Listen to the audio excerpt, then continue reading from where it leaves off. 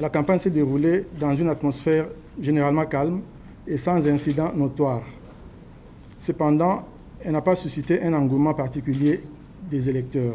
Les 20 équipes de la mission, constituées de 50 membres au total, dont 16 observateurs de long terme, 24 de court terme et 14 membres de l'équipe cadre, ont observé les opérations de vote et de dépouillement dans 293 bureaux de vote à travers le pays. Le scrutin a été conduit d'une manière largement professionnelle et transparente par les agents de bureaux de vote. La mission internationale d'observation électorale a bénéficié d'une bonne collaboration de la commission électorale au niveau central et local.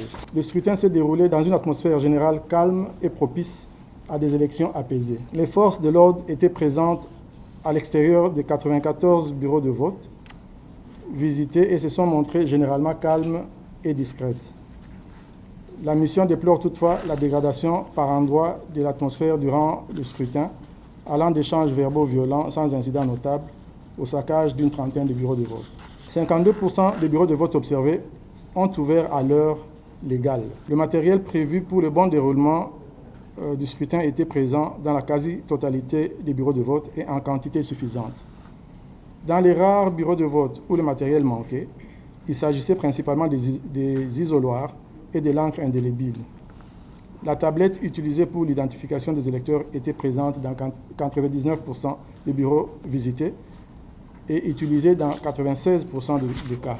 Les bureaux de vote visités étaient aménagés de manière à permettre un vote ordonné et fluide. Les urnes étaient correctement scellées et disposées de manière visible pour le public.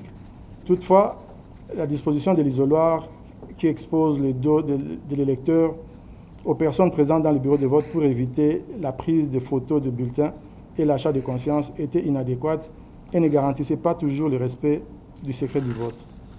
Environ 40% des bureaux de vote visités présentaient des difficultés d'accès aux personnes à mobilité réduite, principalement dues à un dénivelé ou une marche. Dans 12% des cas, les bureaux de vote se trouvaient cependant à l'étage. Les opérations de vote se sont déroulées dans le calme et les procédures ont été globalement bien respectées dans les bureaux de vote observés.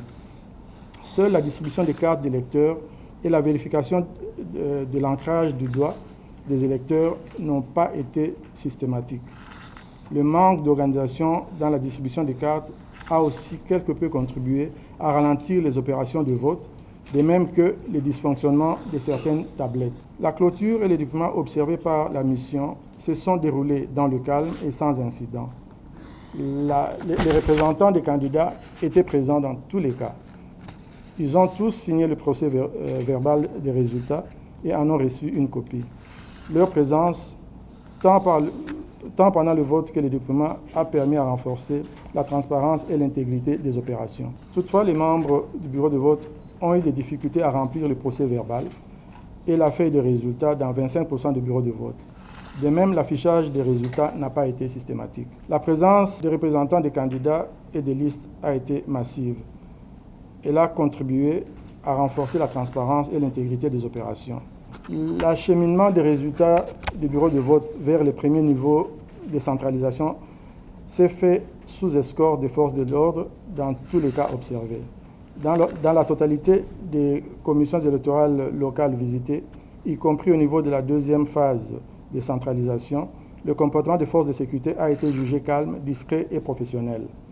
La présence des représentants des candidats a été constatée dans 84% des CEL observés. La mission a eu accès à toutes les salles de saisie des résultats, à l'exception de celle d'Aloa, commune, où les observateurs se sont vus refuser l'entrée. La mission se salue de la tenue des scrutins dans le calme.